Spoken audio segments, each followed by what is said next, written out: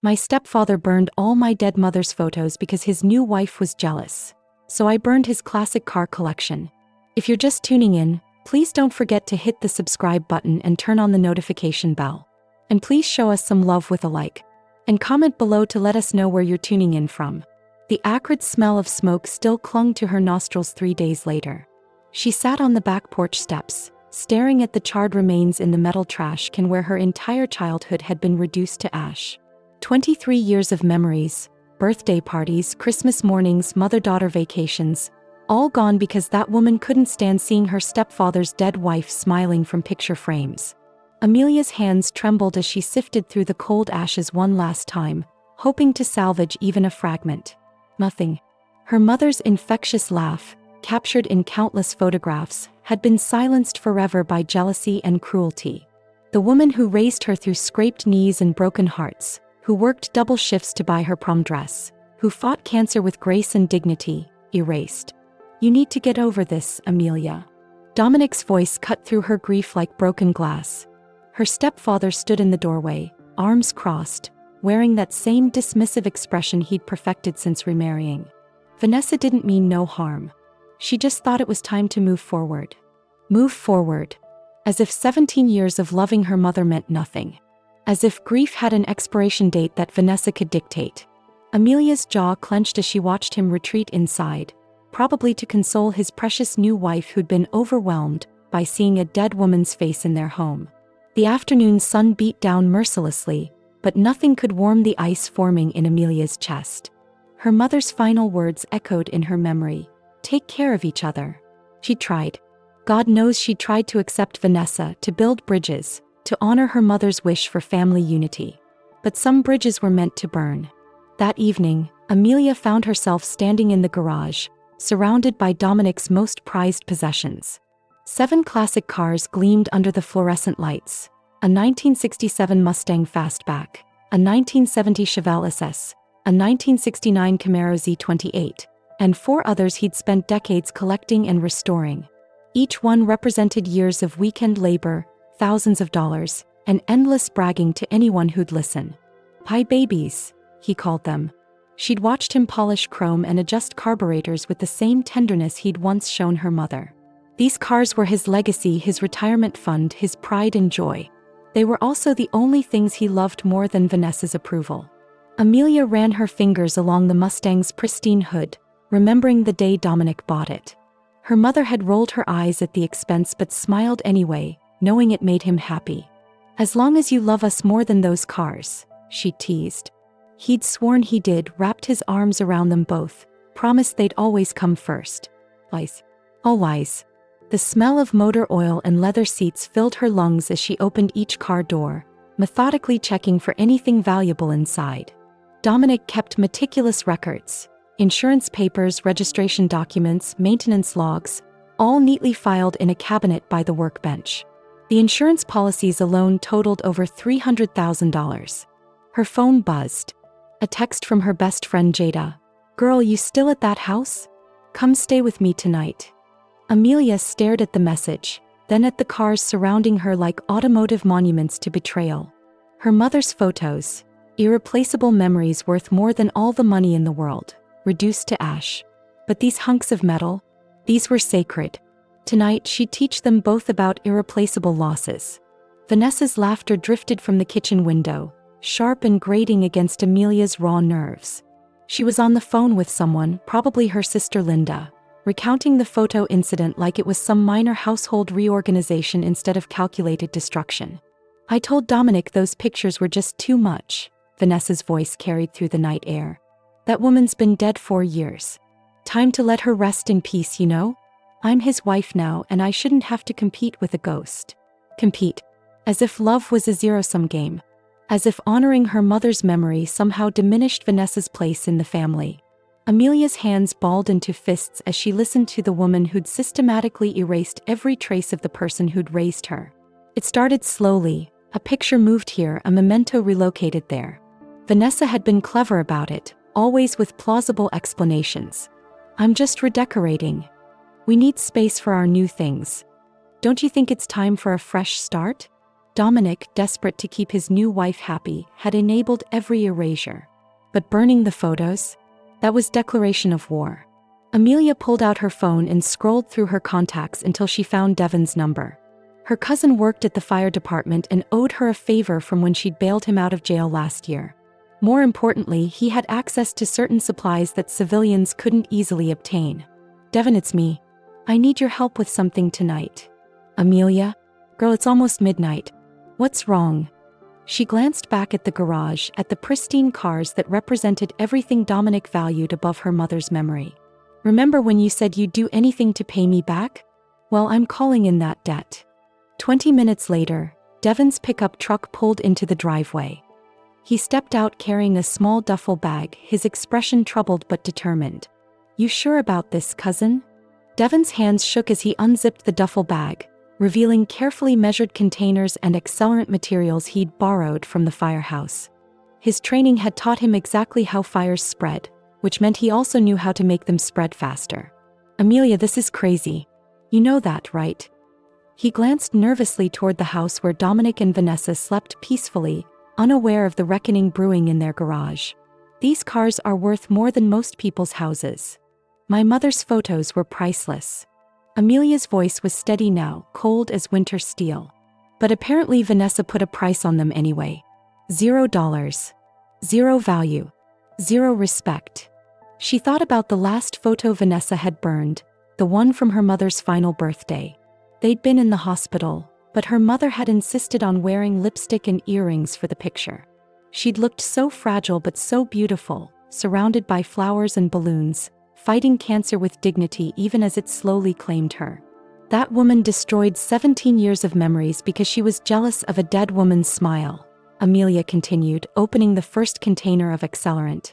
Now she gets to watch 17 years of Dominic's work disappear. Devon reluctantly began preparing the second container. What if they wake up? What if someone gets hurt? The garage is detached from the house. No one's getting hurt except their bank account and their pride. Amelia positioned the accelerant strategically around the garage, following Devon's whispered instructions about burn patterns and escape routes. The night air was thick with humidity and the promise of thunderstorms. Perfect cover for what was about to happen. As they worked, Amelia felt something shift inside her chest, the helpless grief that had consumed her for days transforming into something sharper, more focused. Dominic wanted to move forward? Fine. They could all move forward together minus his precious car collection. At 2:47 a.m., Amelia struck the match. The small flame danced in the darkness for a moment before she dropped it onto the carefully placed accelerant. Devon had already retreated to his truck, engine running, ready for their escape. The fire caught immediately, racing along the predetermined paths they'd created throughout the garage. Flames licked hungrily at the Mustang's tires, climbed the workbench where Dominic kept his tools, and spread across the floor like liquid destruction. Amelia stood transfixed, watching thousands of dollars evaporate in seconds. The heat pressed against her face, intense and purifying. For the first time in days, she felt something other than helpless rage. This was justice. This was consequence. This was the price of cruelty. Amelia, we gotta go. Devon shouted from his truck. She took one last look at the inferno consuming Dominic's pride and joy, then ran to the passenger seat. They pulled away just as the first explosion rocked the night, probably a gas tank rupturing. The sound echoed through the neighborhood like thunder, followed by the wail of car alarms triggered by the blast. 3 blocks away, they heard the sirens beginning their mournful song. Devon pulled over, both of them breathing hard, adrenaline coursing through their veins like electricity.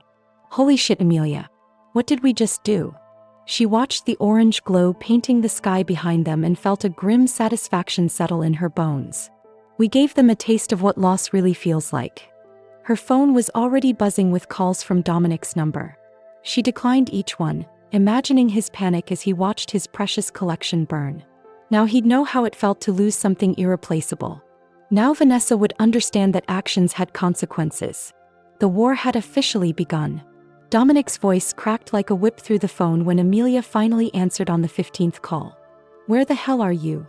She could hear Vanessa sobbing in the background, the sound of sirens, neighbors gathering to witness the destruction. The fire department had arrived too late. 7 classic cars reduced to twisted metal and ash, just like her mother's photos. I'm at Jada's house, Amelia replied calmly, settling into her best friend's couch with a cup of coffee. Why? What's wrong? Don't play stupid with me. My garage is gone. Everything's gone. The cars, the tools, my whole workshop, burned to the ground. Oh no, Amelia said with practiced shock. How terrible.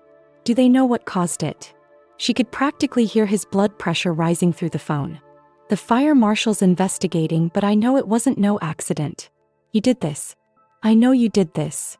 That's a serious accusation, Dominic. You're saying I committed arson? Over some old photographs. She let the word old hang in the air like poison. Maybe you should think about your own recent activities before pointing fingers. The line went quiet except for Vanessa's continued wailing.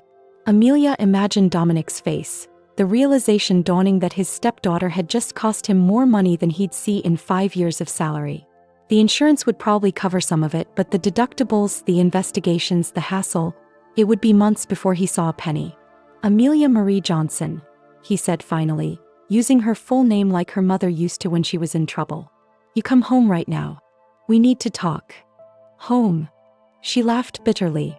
That stopped being my home the minute your wife decided my mother's memory was garbage to be burned. Find somewhere else to live, Dominic. I'm done with both of you. She hung up and turned off her phone, ignoring Jada's wide-eyed stare. Detective Ray Williams had seen his share of suspicious fires in 20 years on the force, but this one had all the hallmarks of personal vendetta. Insurance fraud was usually about desperation, people behind on payments, facing foreclosure, drowning in debt. But Dominic Henderson had steady employment, a paid-off house, and comprehensive coverage on 7 vintage automobiles worth over $300,000. Tell me about your relationship with your stepdaughter, Detective Williams said, settling his substantial frame into the kitchen chair across from Dominic and Vanessa. Dominic's jaw tightened. Amelia's been acting out since I remarried. She can't accept that I've moved on from her mother. Moved on how? Vanessa jumped in, her voice still hoarse from crying. She's been hostile from day one. Constantly bringing up her dead mother, keeping shrines around the house, making me feel unwelcome in my own home. Detective Williams made notes, watching their body language. 20 years of interrogations had taught him to read the spaces between words. When did this hostility escalate? Recently, Dominic admitted reluctantly. We had to make some changes around the house. Some of Eunice's old things needed to be relocated. Relocated how? The silence stretched uncomfortable until Vanessa cracked. I threw away some old photographs. They were just cluttering up the place, and frankly, it was unhealthy for everyone to keep dwelling on the past. Threw away or burned? Dominic's face flushed. We burned them in the backyard trash can. They were just paper, Detective. Nothing illegal about disposing of your own property. Detective Williams had daughters of his own. He understood the sacred nature of family photographs, especially of a deceased parent. He also understood revenge. And when did Miss Johnson discover these photographs had been destroyed? 3 days ago. 3 days ago. 48 hours before the garage fire. The timeline was practically screaming motive. Amelia sat across from Detective Williams in the sterile interview room, her hands folded calmly in her lap. She'd expected this conversation and prepared accordingly. Truth mixed with careful omissions, the oldest game in the world. Miss Johnson, where were you between midnight and 3 a.m. last night? At my friend Jada's house. We were watching movies and talking about my mother. She met his eyes directly, no fidgeting, no nervous tells. I was pretty upset about the photos Dominic and Vanessa burned. Tell me about that. Amelia's composure cracked slightly, letting genuine emotion seep through. They burned every photo I had of my mother. Wedding pictures, birthday parties, Christmas mornings. Everything. She raised me alone for 10 years before she met Dominic, and those photos were all I had left of her. Detective Williams noted the tears forming in her eyes. Either she was an exceptional actress or the grief was real. Probably both. That must have been devastating. It was cruel. Calculated. Vanessa knew exactly what she was doing. Amelia wiped her eyes with the tissue he offered. But I would never burn down Dominic's garage over it. Those cars were worth more than I'll make in 10 years. You seem to know a lot about their value. Dominic never shut up about them. He'd tell anyone who'd listen what each car was worth, how much he'd invested, how they were his retirement plan. She paused, letting irony color her voice. He cared more about those cars than he ever cared about honoring my mother's memory. The detective made more notes. The girl was smart, articulate, and had obvious motive. But wanting someone to suffer and actually committing arson were different crimes entirely. Do you know anyone who might have helped you with something like this? Helped me. Detective, I work in customer service at an insurance company. I don't exactly run with pyromaniac crowds. A lie by omission, but technically true. Devon couldn't sleep. 3 days had passed since the fire, and every siren in the distance made his heart race. He'd called in sick to work, claiming food poisoning, but really he couldn't trust himself to act normal around his fellow firefighters. When his captain knocked on his apartment door at 7 a.m., Devon knew his luck had run out. "Morning, Devon. Mind if I come in?" Captain Rowan wasn't just his supervisor. He was a mentor who'd guided Devon through 5 years of service. The disappointment in his eyes was worse than any lecture. "We did inventory yesterday," Rowan said, settling onto Devon's couch uninvited. "Some accelerant materials went missing from the equipment room. Chemicals that require special training to handle safely." Devon's mouth went dry. "Cap, I don't know what you're—" "The Henderson fire? I was on duty that night. Saw the burn patterns myself." Rowan leaned forward, his voice heavy with sadness. 20 years I've been fighting fires, Devon. I know arson when I see it. And I know those accelerants when I smell them." The walls felt like they were closing in. Devon thought about Amelia, about the debt he owed her, about family loyalty and professional ethics colliding like freight trains in his chest. "Your cousin Amelia came to see you 3 nights ago, didn't she?" Devon's silence was answer enough. "Here's what's going to happen," Rowan continued. "You're going to call Detective Williams and tell him everything. And then you're going to pray that cooperation counts for something when this goes to trial. Cap, please. My family. Your family should have thought about consequences before they asked you to steal department supplies for arson." Rowan stood, his disappointment palpable. "You've got 24 hours to come forward voluntarily. After that, I'm making the call myself." Devon watched his career crumble as his captain walked away. Devon's hands shook as he dialed Detective Williams' number. Amelia had begged him to stay quiet, promised she'd protect him, sworn the investigation would never trace back to him. But Captain Rowan was right. The truth had a way of surfacing, and covering up crimes only made the consequences worse. "Detective Williams? This is Devon Tucker, Metro Fire Department. I need to talk to you about the Henderson garage fire." 2 hours later, Devon sat in the same interview room where Amelia had proclaimed her innocence. The weight of confession felt both crushing and liberating. No more sleepless nights, no more jumping at shadows, no more lying to colleagues who trusted him. "She said it was payback," Devon explained, his voice barely above a whisper. "Dominic and his wife burned all her mother's photos, so she wanted to burn something precious to them." Detective Williams recorded every detail: the late-night phone call, the borrowed accelerants, the careful planning that ensured no human casualties while maximizing property damage. Devon painted a picture of 2 cousins bound by blood and grief, making catastrophically poor decisions in the heat of emotion. "Why did you help her?" "She bailed me out of jail last year when I got arrested for drunk driving. Said she'd never ask for anything in return, but if she ever needed help." Devon's voice trailed off. "I thought she meant money or a ride somewhere.